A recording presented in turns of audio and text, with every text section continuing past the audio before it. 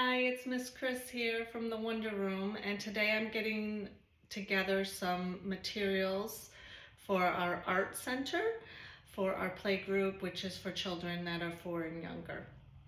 So we use a process art approach, which is simply focused on the children having experiences with different materials and tools that artists use and using them in their own unique ways. So you'll see throughout the video that I'm going to share ideas for mark making tools, for cutting, for painting, for using dough, and for collage. So in our art area we have an easel, and on the easel we have one side that has paper, and we change out the supplies that they can use with the paper. We really like the oil pastels. They mark easier than a crayon. They seem, a little more special than a crayon, but they do work and kids can be successful with them. We might put markers in here, we might put colored pencils. We want to keep it interesting and engaging for them. So we like to switch out what's in the easel. It's important to give them a surface. If you don't have an easel in your classroom, you can tape paper up onto the wall. It's important to give them this kind of vertical surface because it forces the wrist in the right position. So when they're coloring, the wrist is down, and if they were doing it on a table surface, which they often are, which is fine too, that you may see some of the curving of the wrist, or the grasp might be a little off. But this helps them to just put it in the right position, and the nice newsprint paper is cheap, and they can draw and scribble to their heart's content. So on the back we have our sticky wall. This is contact paper, sticky side out. And for art activities, we might put different materials up. We might put some things like ribbons. There's a whole video on on sticky wall ideas. So you might want to check that video out after for sticky wall ideas. So anything that can stick to this, but I'll give you a few ideas of things that I'm getting ready for this upcoming, say, month of art activities. Ribbon, and then we might have some yarn. This is our yarn box, and there's yarn, or there's loose yarn, and there's scissors, so the kids can just cut. And if kids are ready to do that activity, this is fun. It gets a little messy, but it's not super messy, and then they can sweep up after, or scoop it up in their hands. They can also put the yarn on the sticky wall. This is another board. This can be your easel, but I actually have a little metal board that I'm using for this one with tape. So how do we use tape? How do we pull it off? What is the tape for? How is it working? Those are questions that kids have in their mind, that if you give them an opportunity to play with it, and I did put some sticks and straws in there for them to tape onto the board, or you could have a piece of cardboard that they could tape it onto. Moving on with more scissor activities. So I have all my activities, and I'm going to just do this right now. I keep my activities in a bin. So I would put I'm going to put in after. I would put all of these just right in my bin after I prep them. This is another scissor activity. Long strips of scrap paper, I also have some index cards in here. Some have lines, squares. I just put them out with the scissors and let them use them as they will. And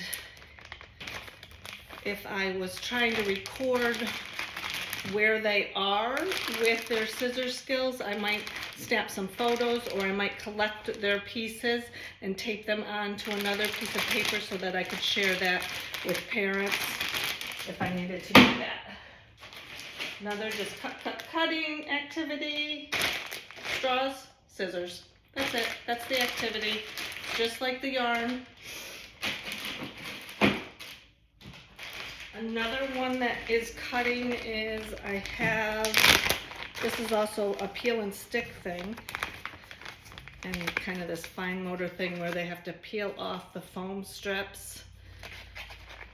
There's a little preparation in this because you're cutting those foam strips up into the foam, like rectangle pieces, into strips for them. So they just have to snip, snip, snip, peel off, and then they can stick onto, in this case I put some little circles for them to stick onto. Here's another sticker activity. Just like I've collected a bunch of stickers. I have a large bag of stickers in our supply area. I grabbed a bunch of them. They have all different themes to them. And it just paper, add some markers, and done. Here's another one, another sticker activity we might do on a different day. I have all these circles of different colors, and then their surface this time is a plate, either a solid plate or a plate with a circle out. So there could be lots of discussions about colors, about shapes, about inside and outside. You know, that just naturally happens when you give kids materials and they have the opportunity to explore them. This one, something else to just cut, is this fun little colorful paper. And I do have some that they can glue it onto, a bigger piece they can glue onto. And in this case, we're using the scissors with the glue sticks. How do we use a glue stick? Let them discover it. Another cutting activity. And this, you can see I put everything in a pouch.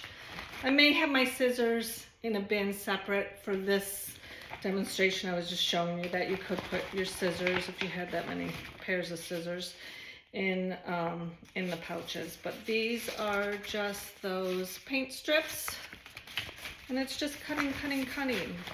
You don't have to take anything home. If they want to, they could take all their cuttings right in that envelope, an envelope that you have for them. This construction paper, bigger pieces of paper, and once again I would either use tape or glue sticks with this. Could add markers to that one too. Here's another drawing activity, mark making. Black paper I've cut into smaller strips, and there's some bigger strips too. And then the mark making are silver and white mark making tools, crayons and pencils.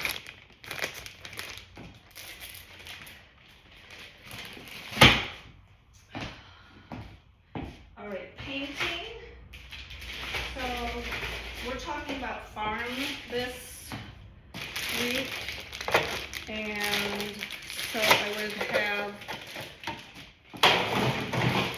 have a lot of these like plastic farm animals. So I separated out a bunch of them that we don't use for play, we only use for painting. And I get the watercolors out, the brushes, the farm animals.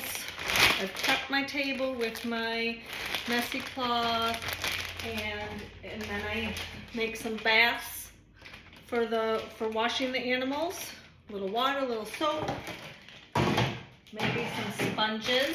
I might add some sponges to this too, so that they can get the animals dirty and then wash it. We're using the paintbrushes, using paint, and also the sensory activity too. Other painting activities, there's a really basic one. Put water or water and soap in, maybe just water, in bins and paint the rocks with the water. Inside or outside, that's fun activity. And I might brush a bit in there too.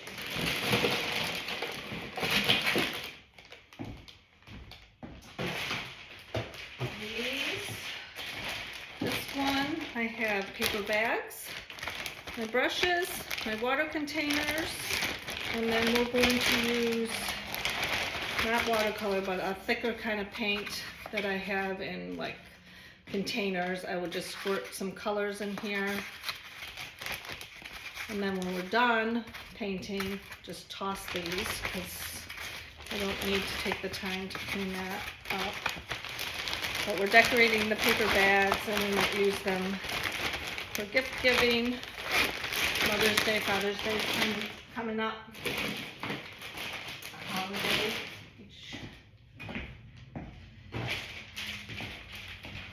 Same thing, these could be other painting activities where we're using a different size brush. So that last one was the big fat brush. This is a little bit skinnier brush. And sometimes I wanted to show you, we just cut open the boxes and use those as their messy mats to kind of contain the paint mess. But we may paint some like watercolor paper or some different shapes. Just make it fun and different. Novel. This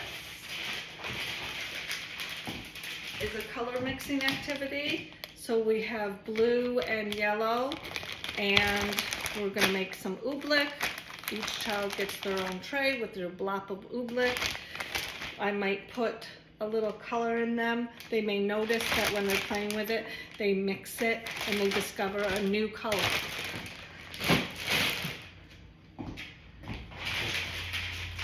This activity, we use these pipettes, which is just that pincher. And we add some water and food coloring in these little cups. And we can paint the shaving cream. You can play with the shaving cream, clean it up, throw it away. We would also use this colored water idea with the pipettes with snow in the wintertime. And then collage. So collage, this collage activity would be using pom-poms. We're going to put them on paper plates. For the glue,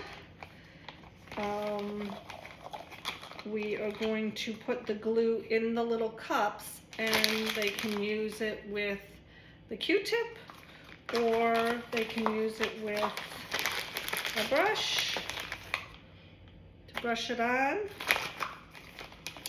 And then at some point we would give them the small glue bottles.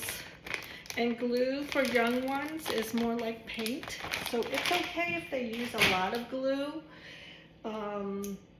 And they will use a lot of glue because they see it as a substance like paint, not as an adhesive that we know it to be. So eventually, if you give them enough opportunity to use glue, then they will discover that, oh, I only need a small amount to attach these two things together.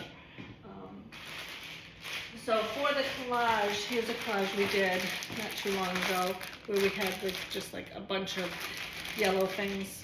I don't know why the green thing is in there, but we had a bunch of yellow things, and we had like a little butterfly that they could decorate, or just pieces of paper, or just paper plates. Our collage, we might use feathers and we might use tissue paper. So one day we would use one of the baggies, the pom-poms, or the feathers for another day, tissue paper for another day, just to give them lots of opportunities with all those different materials. And we also might just cut a very simple fish. You cut that out, you staple it to the back. If I wanted to do a particular shape, but don't have to. That is less process when you add the shape. The other thing, dough. So I have a separate bin for dough, and in my Play-Doh bin, I would not dump the whole thing out, because I have a larger Play-Doh bin that has other supplies, but some of the supplies that I use on the regular is I would put some of the Play-Doh out, and then one day we might put these. These are very popular. The garlic press, the lemon squeezers, lemon lime squeezers. I might put those out, and I might also put out some little plates or something to put the whatever they create onto, and that might be one Play-Doh day. Another Play-Doh day, especially if they're just learning to use scissors. Play-Doh scissors are really great because they don't cut anything but Play-Doh. So Play-Doh scissors, rolling pins, things to press, that they can press their hands into the Play-Doh. Here, let me show you. So another day I might use like little cups. I might hide something, excuse me,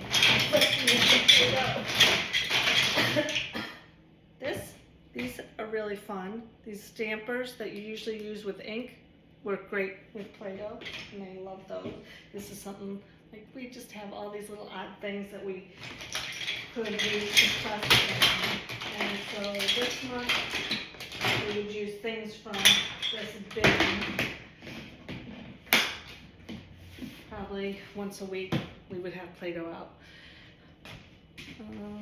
And then in our bin we would also have a messing mat that I can put on the table. And this is always at the ready. This little bin that has tape, scissors, markers, pencils. If I do have a regular pencil, it's usually one without an eraser, and then some paper, maybe some sticky notes, maybe some index cards, maybe some pieces of paper bag, cardboard pieces, and then envelopes. So while children are playing, they always have the opportunity to do that mark making, make money, make signs, make little notes, whatever they want to do to add to their play ideas. So this bin is always at the ready for any child who needs it during the day. It could be part of your art center, but it's also available to like travel to the other centers, so that it can be used. So that's it. That's how we prep for. This is probably a month or two worth of ideas, and we just circulate the materials out. We don't have all the materials out at once. This bin would be in close by storage where I can just pull out one of the baggies. It's all done. That's it. So have fun with that. Have fun with art with kids. We really want to encourage them to just explore the materials the same way we have them play with all the other toys and items that we put out for them. Have a great day. Hope it's helpful.